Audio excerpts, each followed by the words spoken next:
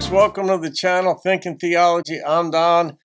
I don't know Sir David Attenborough's views on God. I'm wearing my Union Jack hat because it seems like a lot of the people that I react to on the channel are Brits, whether it's Dawkins or Hitchens, and in this case, Sir David Attenborough, his views on God. I like doing these on the fly. I don't take theological positions on the channel, I suppose. I'm neutral on the argumentation and such. It doesn't bother me at all if somebody believes in God. It doesn't bother me if they don't. None of that phases me. Anyway, let's see what Sir David Attenborough has got for us. His thoughts on God. I don't know if he's an atheist. I don't know if he's Christian, what his deal might be.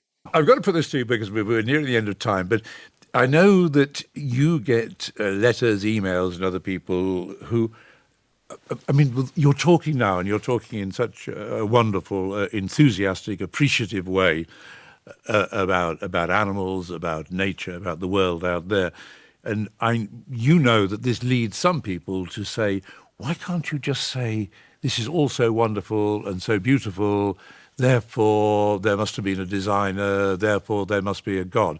Because you do exhibit awe, you know, the type of emotion perhaps someone might display entering a very grand Florentine cathedral, for example. I kind of thought it would be going in this direction before I even started the video. That tends to be the way they go, but I just want to hear his thoughts. But it isn't, it's not a religious awe that you are showing, is it? I mean, how do you... Isn't it? Well, is it religious? Do you want to use the word religious about it? No, I shrink from the word, but I wouldn't say that meant necessarily that demonstrated that God didn't exist. On the contrary. But the intelligent, because what you're being nudged towards is an intelligent... That's a different thing. Yes.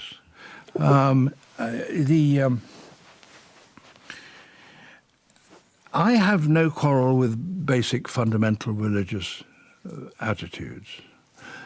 If I have a quarrel, well, I do have a quarrel, about the literal interpretation of texts, Right. fundamentalism.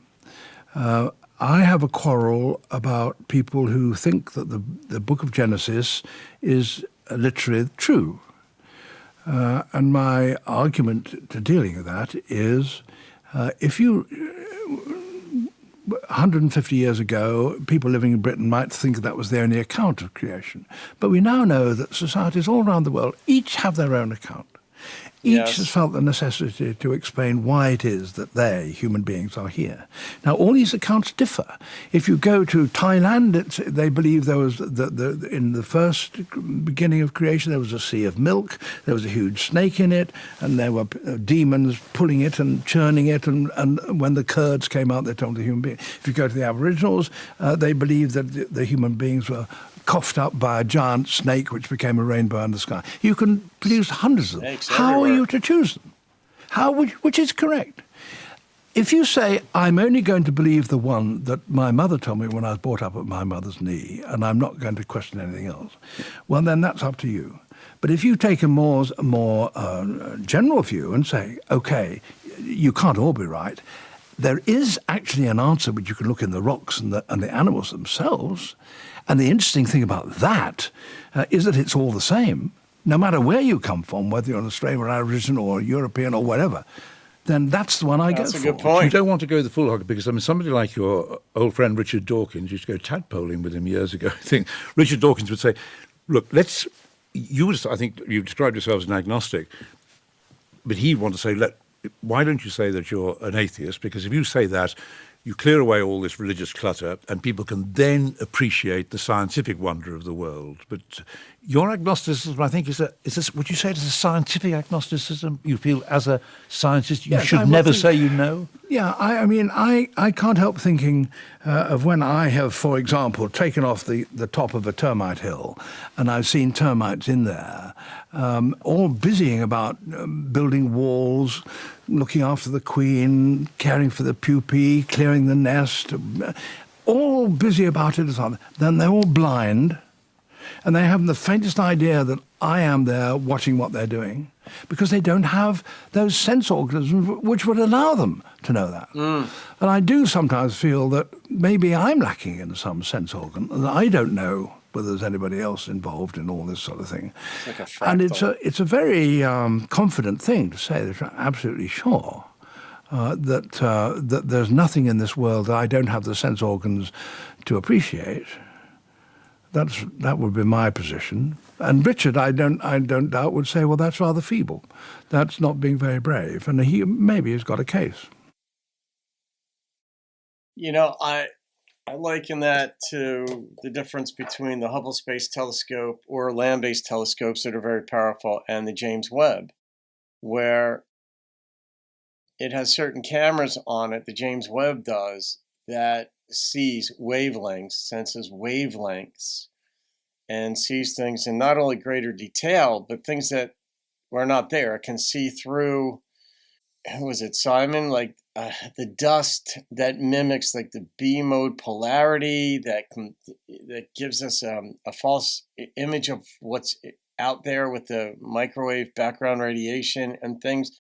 James Webb can see things that many other telescopes cannot see, not merely because of its location, but because of the instrumentation that's on it. And there was a time when none of this instrumentation existed other than just a telescope that might have 4 times magnification. I don't know what Galileo or Copernicus or folks in that era used to see the moon or stars or things. But now we can see things. We're like, whoa. Even when Hubble focused, I think it spent 3 days, much to this, the worldwide scientific community was up in arms over this because the time on the telescopes is very limited. So many scientists have so many things around the world, but physicists, cosmologists are studying, and some people are doing their PhDs, and some people are working in research, heavily funded research labs, and they need 2 hours of the Hubble to focus in a certain part of space at a certain time. So many applications come in for time with the Hubble. And I think it was the director of NASA, of the Hubble Space Telescope program himself said, I'm going to focus this on empty space. And I think it was for 3 days. If some of you folks may know better than I do out there, but that's my recollection. And it turned out one of the most spectacular images ever. And who knew? So that's where I agree with David Attenborough here, where there's epistemological concerns. Now, Dawkins wouldn't have it. Hitchens doesn't have it. Hitchens has it. He hedges sometimes, not to save himself, but just because he has said, look, when it comes to is there a God? I don't believe so. The evidence does not support it. He doesn't like the sacred texts. Either does Attenborough. But maybe somewhere out there, there's one. I don't know. Dawkins doesn't say that. I say, I don't know. My history, mankind's history says there's so much that we don't know. So many, in an argumentation sense, premises that we plug into what we wind up believing that prove to be wrong, inadequate, or need modification, which I suppose is a form of inadequacy, that lead us to wrong conclusions. So I simply say, I don't know. And I agree with Attenborough on this. And I like the way he worded a number of things too. I mean, possibly because I happen to agree with just about everything he said. So there it is. Leave your comments, folks. That's what Thinking Theology is about. It's not establishing it. It's not defending it. It's anything theological, pro or con. Have a great day. I'll see you on another video and keep thinking theology.